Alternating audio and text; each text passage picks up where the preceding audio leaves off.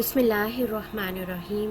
السلام علیکم ورحمۃ اللہ وبرکاتہ۔ عزیز طلباء، میں ہوں آپ کی معلمہ حنا رشید۔ ٹاپک ہے ہمارا زکوٰۃ، فرضیت، اہمیت، مصارف۔ آج ہم اس کے شارٹ کویشچنز ملاحظہ کریں گے۔ پہلا سوال ہے زکوٰۃ کے معنی اور مفہوم تحریر کریں۔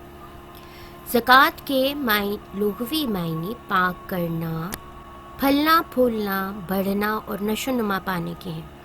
کیا معنی ہے جی؟ لغوی معنی پاک ہونا، پلنا بڑھنا، نشو و نما پانا۔ زکوٰۃ ایک ایسی مالی عبادت ہے جو ہر صاحب نصاب مسلمان پر فرض ہے۔ یہ اسلام کا تیسرا رکن ہے۔ جب کسی صاحب نصاب شخص کے مال پر 1 سال گزر جائے تو اس میں سے 2.5%، جسے 2.5%، 2.5% کہا جاتا ہے، اتنی 2.5% زکوٰۃ جو ہے وہ دینی ہوگی۔ سونے کا نصاب 7.5 تولے ہے اور چاندی کا نصاب 52.5 تولے ہے۔ اگلا سوال ہے زکوٰۃ کا مفہوم بیان کرتے ہوئے فرضیت زکوٰۃ پر کسی ایک آیت کا ترجمہ لکھیں۔ اس کے علاوہ اس حوالے سے اس طرح سے سوال بھی آ سکتا ہے، زکوٰۃ فرض عبادت ہے، اس حوالے سے کسی آیت کا ترجمہ لکھیں، یعنی قرآنی حوالہ جات آپ نے لکھنا ہے اس سوال کے جواب میں۔ زکوٰۃ کے لغوی معنی صاف کرنا، پھلنا پھولنا اور نشو و نما پانے کے ہیں۔ زکوٰۃ کا چونکہ مفہوم بیان کرنا ہے تو اس لیے آپ کو لغوی اور اصطلاحی معنی دینے ہیں۔ اس کی اصطلاحی معنی کیا ہے؟ ایسی مالی عبادت جو ہر عاقل و بالغ صاحب نصاب مسلمان پر ایک مقررہ شرح سے مال اللہ کے راستے میں خرچ کرنے کی صورت میں فرض ہے، وہ چیز زکوٰۃ کہلاتی ہے۔ اور قرآن مجید میں اس کے حوالے سے جو حکم موجود ہے وَأَقَامُوا الصَّلَاةَ وَآتُوا الزَّكَاةَ، نماز قائم کرو اور زکوٰۃ دیتے رہو۔ اس کے علاوہ بھی وَأَقِیمُوا الصَّلَاةَ وَآتُوا الزَّكَاةَ کہ نماز قائم کرو اور زکوٰۃ دیتے رہو۔ تو قرآن مجید میں بہت زیادہ مقامات پر نماز اور زکوٰۃ کی فرضیت کا ذکر ساتھ ساتھ آیا ہے۔ اگلا سوال ہے زکوٰۃ کن لوگوں پر فرض ہے؟ آئیے اب اس کا جواب دیکھتے ہیں۔ زکوٰۃ ہر صاحب نصاب مسلمان پر اپنے مال میں سے ایک خاص شرح کے مطابق فرض ہے، اور وہ مال جس پر 1 سال کی مدت گزر چکی ہو۔ اگلا سوال قرآن مجید میں کن 2 عبادات کا اکٹھا ذکر آیا ہے؟ ابھی میں نے پہلے بھی اس کا تذکرہ کیا ہے کہ قرآن مجید میں نماز اور زکوٰۃ کا ذکر ایک ساتھ کئی بار آیا ہے۔ نیکسٹ کویشچن، زکوٰۃ کی فرضیت قرآنی آیت سے واضح کریں۔ اس سے ملتا جلتا سوال پہلے بھی گزر چکا ہے۔ زکوٰۃ کی فرضیت درج ذیل آیت کریمہ سے ثابت ہوتی ہے، نماز قائم کرو اور زکوٰۃ دیتے رہو۔ آپ اس کی عربک بھی یاد کر لیں تو زیادہ اچھی بات ہے۔ نیکسٹ کویشچن ہے ہمارے پاس، زکوٰۃ ادا نہ کرنے والوں کے خلاف کس نے جہاد کیا تھا؟ نبی صلی اللہ علیہ وآلہ وسلم کی رحلت کے بعد جب کچھ قبائل نے زکوٰۃ ادا کرنے سے انکار کیا تو حضرت ابوبکر صدیق نے ان کے خلاف جہاد کیا۔ آپ رضی اللہ عنہ نے فرمایا تھا، اللہ کی قسم میں اس شخص سے لڑوں گا جس نے نماز اور زکوٰۃ کے درمیان فرق کیا۔ تو وہ کون سی ہستی ہیں جنہوں نے زکوٰۃ کے حوالے سے منکرین زکوٰۃ سے جنگ کی تھی، ان کے خلاف جہاد کیا تھا؟ وہ حضرت ابوبکر صدیق ہیں۔ نیکسٹ کویشچن، زکوٰۃ ادا نہ کرنے والوں کو قرآن نے کیا وعید سنائی ہے؟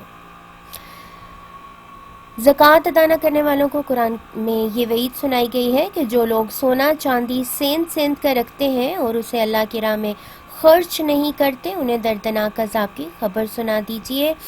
اسے قیامت کے دن یعنی اس سونے چاندی کو جہنم کی آگ میں تپایا جائے گا، پھر اس سے ان کے چہرے، ان کے پہلو اور ان کی پشتیں داغی جائیں گی اور کہا جائے گا، یہ ہے وہ خزانہ جو تم اپنے لیے جمع کر کے لائے ہو، اب اس کا مزہ چکھو جو تم جمع کرتے رہے ہو۔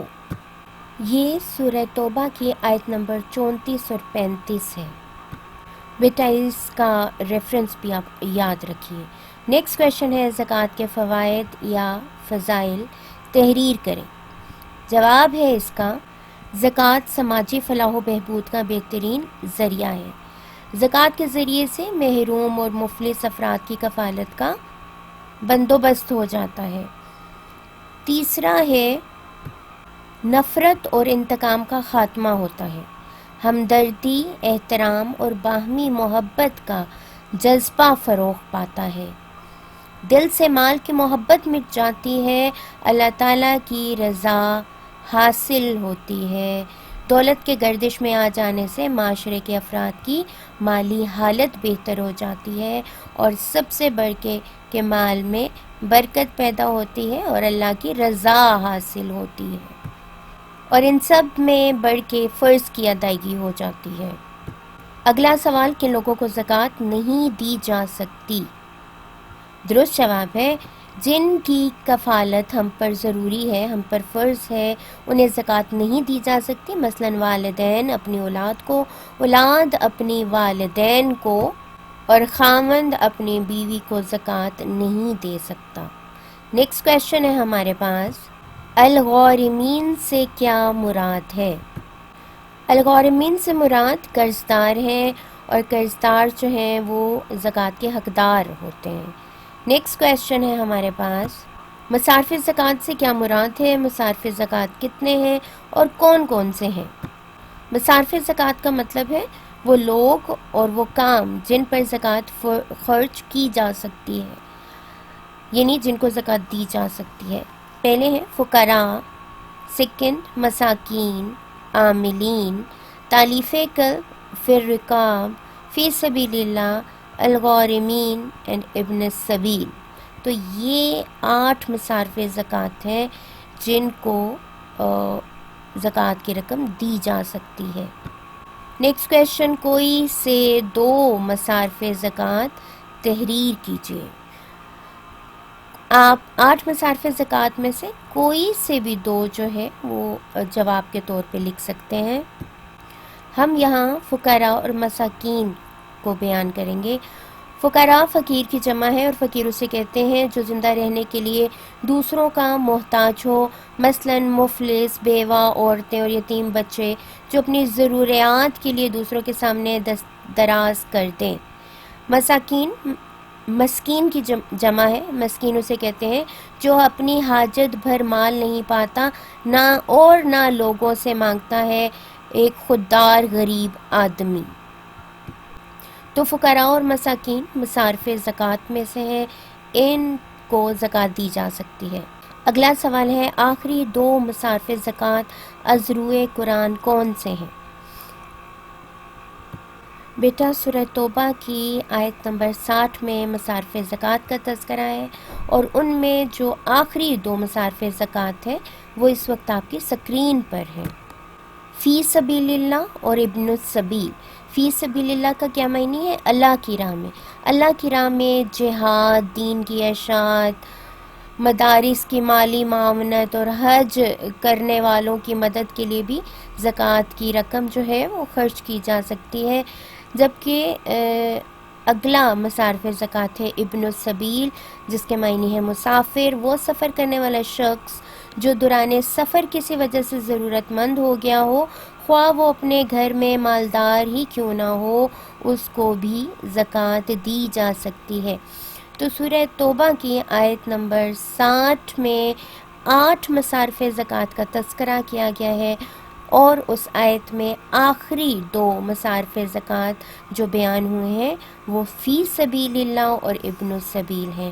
فی سبیل اللہ کے معنی ہے اللہ کی راہ میں، ابن السبیل کے معنی مسافر. نیکسٹ کویشچن ہے زکوٰۃ کا نصاب تحریر کریں.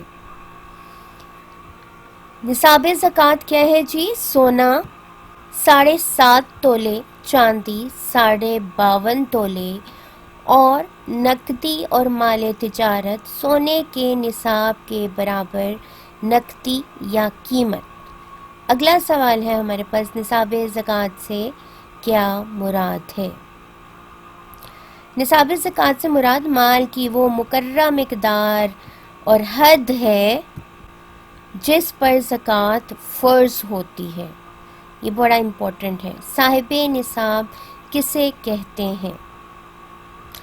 وہ شخص جس کے پاس 7.5 تولے سونا یا 52.5 تولے چاندی یا اتنی مالیت کی رقم یا مال ہو، اسے صاحب نصاب کہتے ہیں. یہ والا سوال بھی بیٹا بہت اہم ہے، صاحب نصاب کسے کہتے ہیں؟ تو یہ ذہن نشین کر لیں. امید ہے کہ تھوڑے سے ہی وقت میں آپ کی زکوٰۃ کے چیپٹر کے حوالے سے بہت اچھی تیاری ہو چکی ہوگی. جہاں پہ مشکل لگے وہاں پہ ویڈیو ریوائنڈ کر کے دوبارہ بھی دیکھی جا سکتی ہے تاکہ اور اچھی طرح سے تیاری ہو جائے. جزاک اللہ خیرا کثیرا. وآخر دعوانا الحمد للہ رب العالمین. سبحان ربک رب العزت عما یصفون والسلام علی المرسلین والحمد للہ رب العالمین. Kindly like, share and subscribe our channel. Thank you.